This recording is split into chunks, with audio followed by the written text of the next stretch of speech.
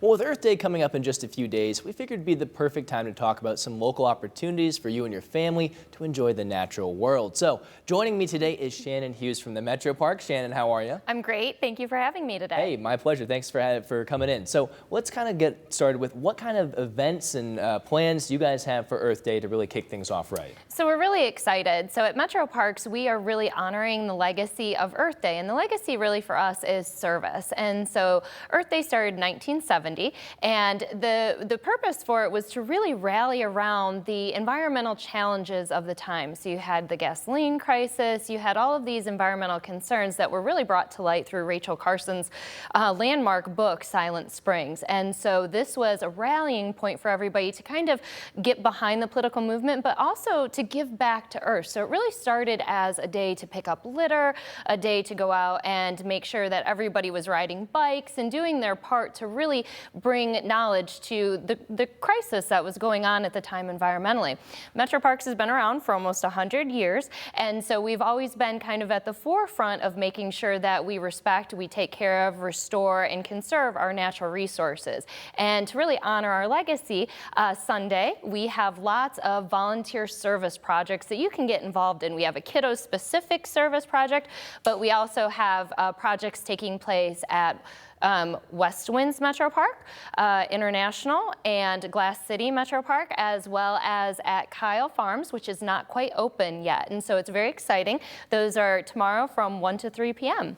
So are those cleanup efforts? What is that going to look like for both kids and adults? Yeah, so those are definitely service projects that are cleanup based. So we're working on removing litter, we'll be picking up trash, all of those kinds of things that are necessary to keep our parks functioning, open, and clean. So one thing you talked about with the invention of Earth Day was it was designed to be very relevant, to highlight the issues of the times. What issues today should we be highlighting that are also obviously huge concerns for the Earth? Well, thank you. That's actually perfect, because what we have coming up in May, and like I said, for Metroparks, every day is Earth Day, right? So we really want to honor making sure that we're servicing, but also doing programmatic experiences that connect people to nature in whatever way they want. And so the rest of April, we have more service projects. So we have more litter cleanup, we have more trash pickup, we have all sorts of other projects taking place that people can get involved in. So if they're not able to join us on Sunday in celebration of Earth Day, then we have plenty of other opportunities throughout the coming month of April.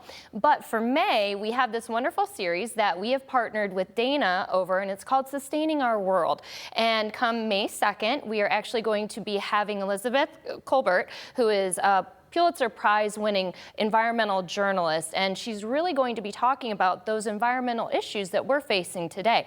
Chris Peterson is actually going to be interviewing her live during this program, and that's May 2nd, and we really want people to have reservations for that. So you need to go online, check out metroparkstoledo.com to get all of the relevant details for that. But she's going to be talking about climate change and some of those other really relevant topics to us today. So really just staying on top of what is happening right now. Absolutely. So obviously with Earth Day, we want to highlight, on this holiday, how people can kind of stay involved and be connected with nature and, kind of concerns about the environment. But how can we do that every day? How can we really practice intelligent conservation on just a day-to-day level? Yeah, and so what Metroparks has, besides the Sustaining Our World series, we have lots of programs that really are going to speak to that. So whether you're volunteering with our Natural Resource Division, where you're going out and you're doing trash pickup, or you're working to come in and make sure that you're reforesting these urban areas that we have, or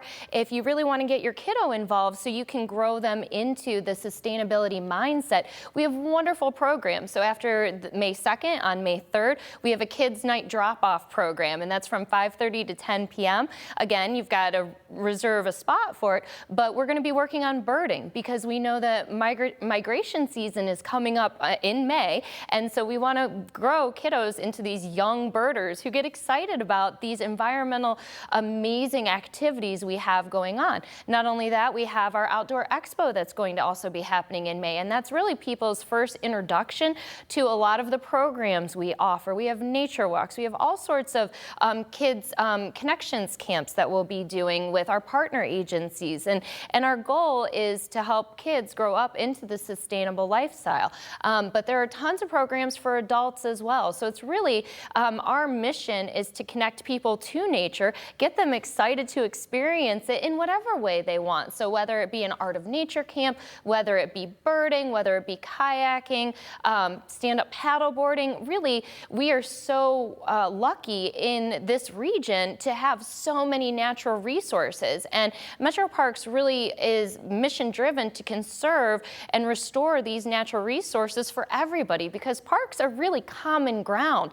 And so we want our region to really embrace that and get involved in all sorts of activities we offer. And I think that's why we're so lucky to have such great community efforts as well, that you guys are taking such strides to make sure that not only adults are involved, but kids as well. So I know we're running out of time, but I'm gonna ask one last question of you. So what has been the reaction from both kids and adults alike? You brought this volunteer shirt here. What feedback do you get from the volunteers who participate not only in these Earth Day activities, but just in the activities across the board? What do you hear? Well, it's wonderful. So we really have, so I'll use my own daughter for an example, and you think, oh, well, she'll probably just like Metroparks because you work there. But that's not true. I started putting her in camp, kids camp at 5 years old. She is now 13, and she's become a CIT, which is a counselor in training. So instead of going to camp, she's actually working with kiddos through camp experience. And so what we're seeing is through bringing them up younger, they start to get this love of the career field. And that helps us fill in, because although, you know, I may look at, I'm not going to want to work forever. And so we need to grow this next generation of kids. And that's what we're seeing when you have civilly minded adults and kids who are volunteering young. They start to really grow into the park, and then we're able to feed them into careers that are really necessary to keep Metroparks going for this and future generations. So not only is it building healthy communities, it's building healthy mindsets. Absolutely. Our wellness initiatives are really something that we focus on. So it's not just about always cleanups or pickups, but it is also about mental health and mental well-being. And so there are lots of hammocking programs, there's mindful programs, mindful meetups, and those are really focusing on body and soul, because those are two facets that are important, and we have the resources to help people get outside themselves and do it. Well, thank you so much for your time. I appreciate Thank you you. coming on.